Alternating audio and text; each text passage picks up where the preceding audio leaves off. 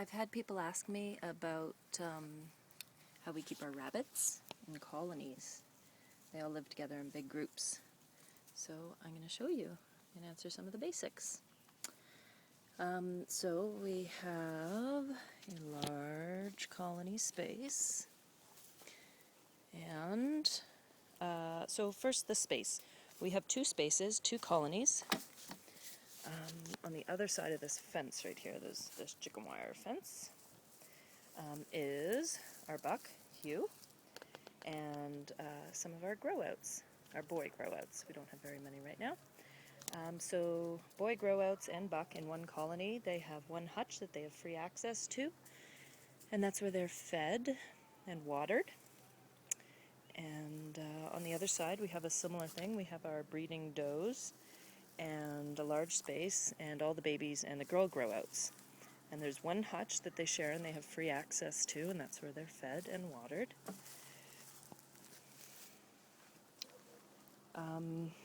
Chicken wire. We have chicken wire on the ground under the straw and under the earth, so they can't dig too far. We tried to let them dig, but it didn't work. Our neighbors don't want baby bunnies eating their gardens. We put up deer netting because we had a hawk come and take rabbits night after night, so we had to put that up. One thing I quite like that I made sure to build when we put the second colony in is a little entryway.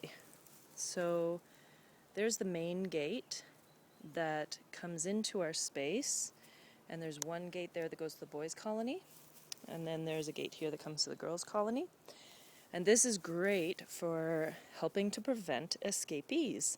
They're so excited when you come to feed them. They all come to the gate, and if you have just one gate and many rabbits, you're going to end up with some on the other side. So it's nice to have a little vestibule area that helps keep them contained. So furniture, we put lots of furniture, like things to play on. Because they don't dig, we make sure they have a lot of like tunnel-like enclosures and spaces and hiding spots. A lot of like upside down or tops of animal carriers, pet carriers. A lot of things to hide under or jump on top of. They like to explore. So lots of little crawly spaces where they can feel safe and hidden. And a little tube, they love that one. Little hidey holes and stuff. And interestingly, they really like it when we change it up, when we move all the furniture around. They appreciate that. When we do a big clean out of the litter,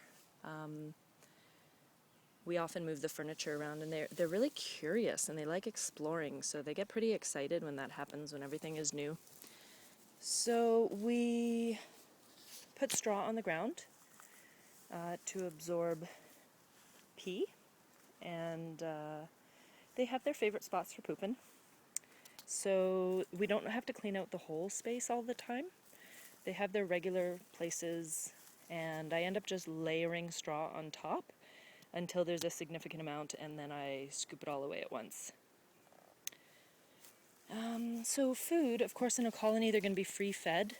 You just give them as much of everything as they'll eat.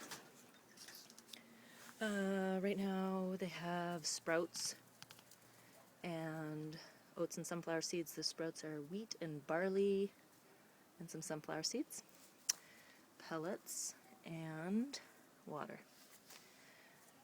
Yogurt container helps to keep the small bunnies from sitting in the food. So there's a lot less waste because a lot less food is peed on or pooed in. So the baby bunnies get this set up and it works really well. And okay, so social life is really interesting. This is one of our breeders here too. It's interesting to watch how they establish dominance, get along, what happens with the boys when they get older, and especially what happens when we move them around, when we take some boys and put them on the other side, or when the girls get bred. It's important to pay attention to make sure everybody's getting along. And What I've noticed is that when there are issues in the colony, it usually has to do with living space. It's that a rabbit needs to be moved to another space, or that there aren't enough hiding spaces or nest spots or something like that. Yeah, we like having them in a colony because they get to run around. This is one of our new breeders. We're going to keep her. She's young. She's not ready to breed, but we're going to keep her and try and breed her later. So, yeah, it's nice that they're social and they get to explore and some folks have asked how the rabbits come to trust you, that oftentimes in colonies the little babies are very hesitant to let you near, and probably like any other animal, once they know that you feed them and that you're calm, then they come to trust you and they know who you are.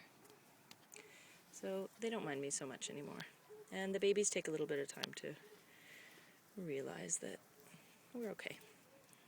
Yeah, cuties, look at you all relaxed here. There's a pile of 4 of them here.